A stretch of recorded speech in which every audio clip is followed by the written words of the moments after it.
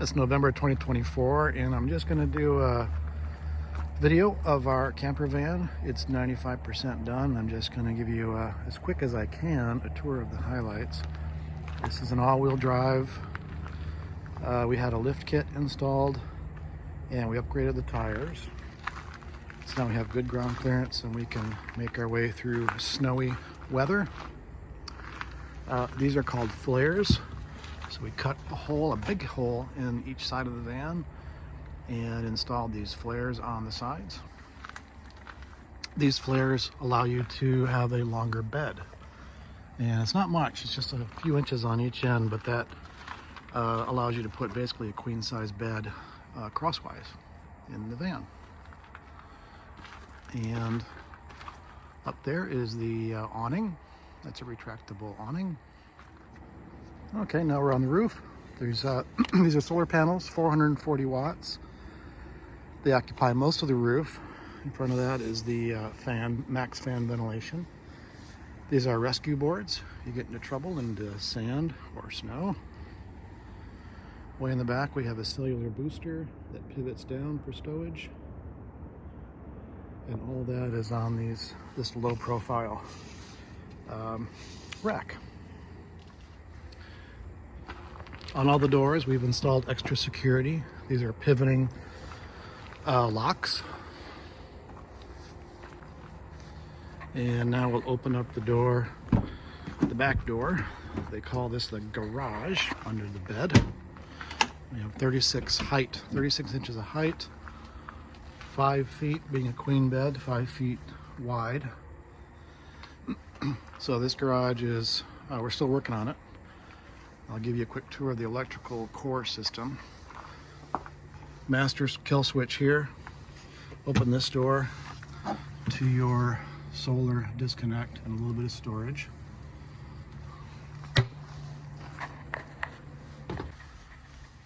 All right, see if I can remember all this stuff. Lithium batteries. Gosh, I forget what these are. Lithium phosphate. 400 amp hours. We're running induction cooking, and that should be enough to support that year long. If it's not, that's where the next one goes. A 2000 watt inverter, Victron. All components here are Victron, I believe. This is a battery to battery charger. When the van is running, this pulls up to 100 amps off the alternator, which is awesome. That's a fancy bus bar. Helps you organize the comings and goings of your wires. That's a solar controller. That's a smart shunt. I'll show you how that works later. And the ground goes behind there. And down here, I've got 2 AC breakers for the 2 outlets in the van. And that is part of the cellular booster system. Back in the garage area, this is a ski storage panel that we just completed. Well, not quite. The poles are going to fit up in that empty space there, but this holds 8 skis.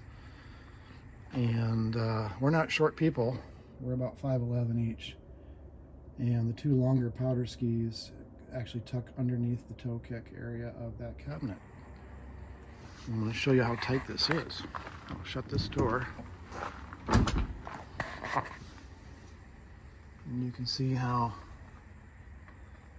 there's probably half an inch to about half an inch on each end. But it does fit, it doesn't run into anything. And I'm going to just open this up real quick. Hit this latch. Door comes out.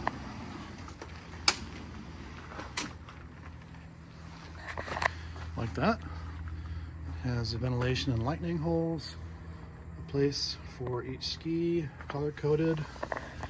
None of the skis touch each other, so they won't be making noise. And we'll put that back.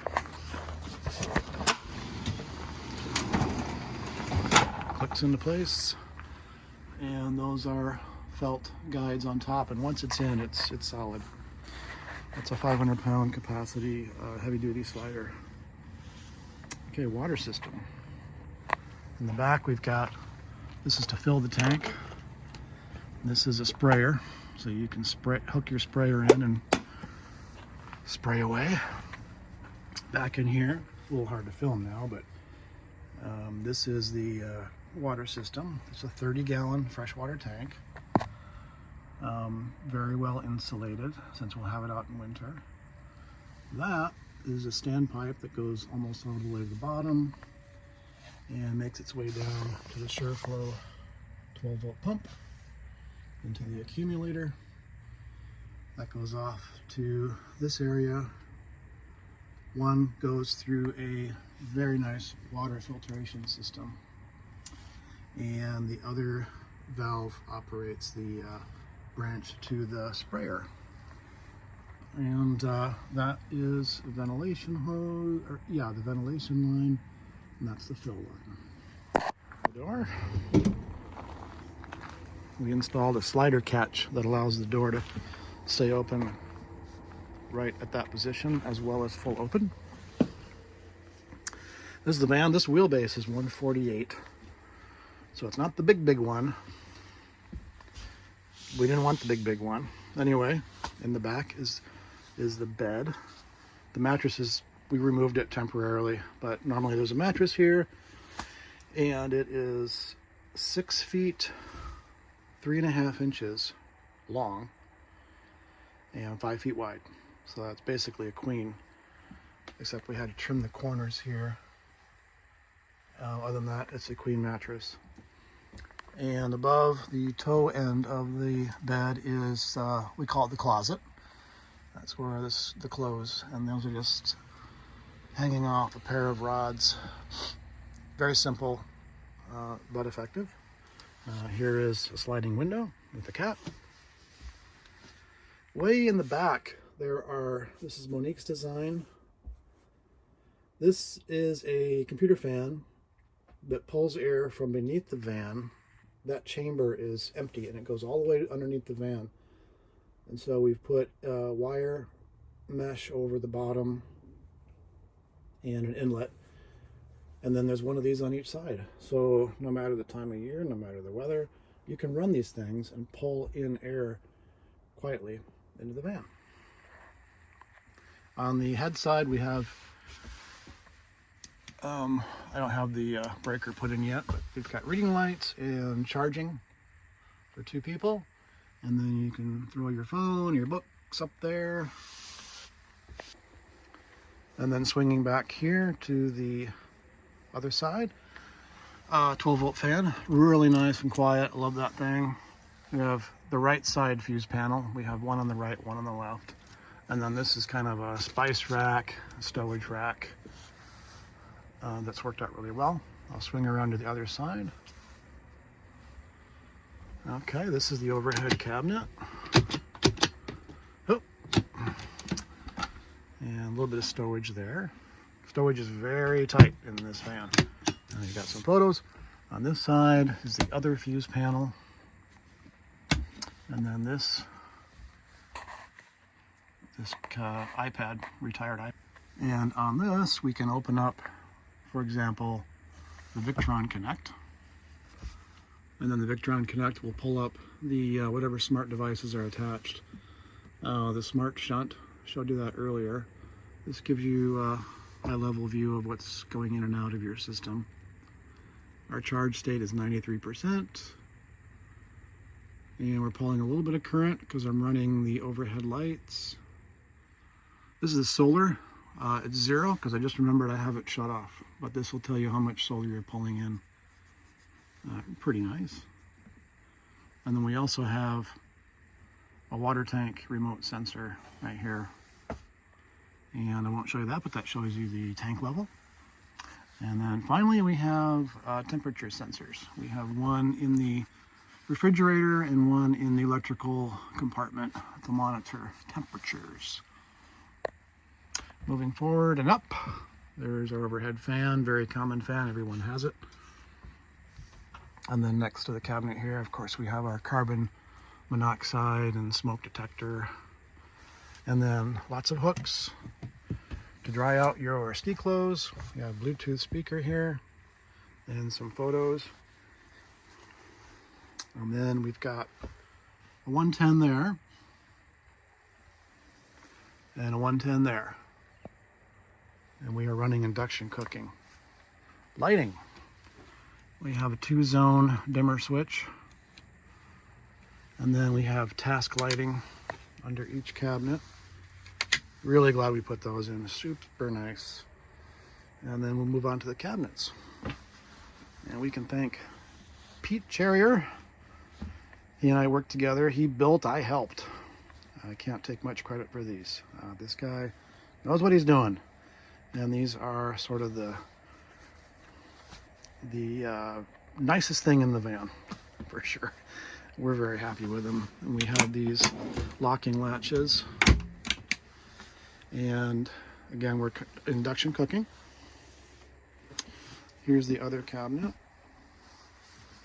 And we left these open. This refrigerator is actually from our house. It's over 10 years old, but it works fine. And back over here, water system. Of course, we have backsplashes. Pete made this one, and then I made this one later on, and those are nice. This is the sink. It has a folding faucet and works great. Look under here. There is the water filtration. There's like a charcoal filter in the back, and then once the water gets up here, it goes through a UV secondary filter right there. It's kind of hidden, and then it goes into the faucet. Down here, this is our gray water tank. I call it sink water. It's really all it is. You wash your dishes, you drain water, brush your teeth. Water goes into there. And from there, there's a remote operated valve. That's the blue guy. And when the valve is open, the water will flow from here through the valve and goes directly out the van. And that is operated up here in the front above the passenger head, right here. There, so I just closed it. I think, yeah, okay. I'm really glad we did that. Of course, more of Pete's beautiful cabinet here. Love that. And this is a composting toilet. I'll pop the lid off and show you that. Of course, it's not just a toilet, it's a seat that we use all the time. And this is an Airhead brand composting toilet. So far, so good. Don't have a lot of experience yet, but I'm really glad we have it. And in this toilet, there is a constant outflow of air. There's a little computer fan in that white puck, or whatever you want to call it. And it runs all day, all night, and it just pulls air constantly. So if you have any odor, the idea is that would pull out of the van all the time. And that's what we did there. So I had to go into the van and route that discharge, and that's all working great. So I'll put that cap back on. So yeah, that's when we have a visitor, we have seats for 3. These seats up front swivel. They turn around completely, and that's where we sit almost all the time. Actually more comfortable than this over here to sit on. This up here is a shelf that we installed. This van is a cargo van. It was empty. It was just completely empty when we bought it. Nothing but white metal. And so that's nice. The walls, ceiling are just basic upholstery. Monique wanted to go real simple on this, and I thought, that turned out really well. In terms of insulation, the van is really well insulated. You have 2 or 3 inches there of insulation in those big openings. Huge insulated pillows on the windows. Monique insulated every little corner of this thing. The floor has about, I think, 1.5 inches of foam insulation, covered by Baltic birch and then by this heavy-duty flooring. The heater, we run this heater last winter.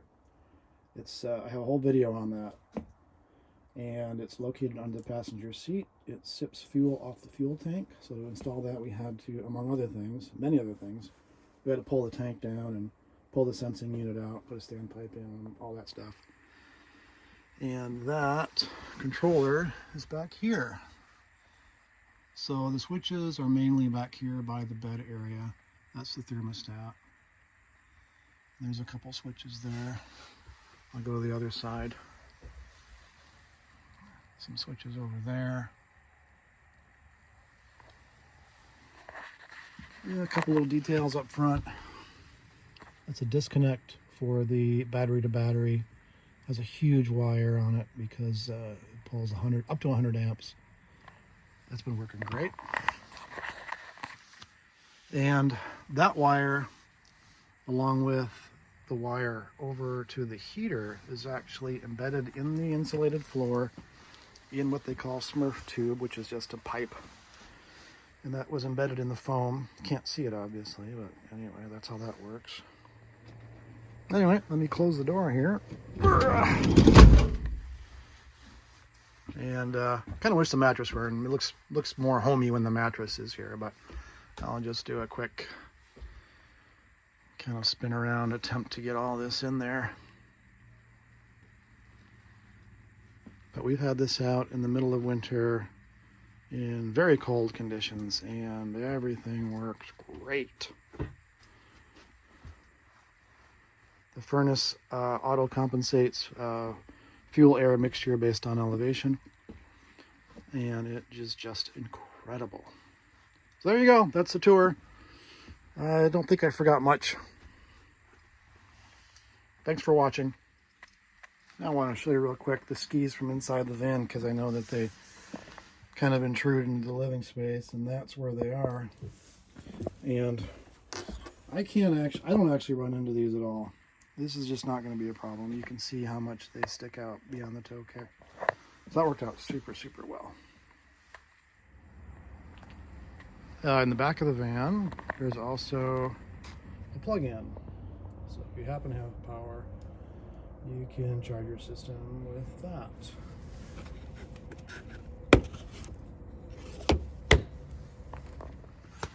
There's also a little red light down here, which I think died on me already, but the switch for that is near the bed, so you can put that on at night. It lights the area near the toilet with a down throwing red light. I really like that. Okay, what is left? At this point, I need to clean up this area here.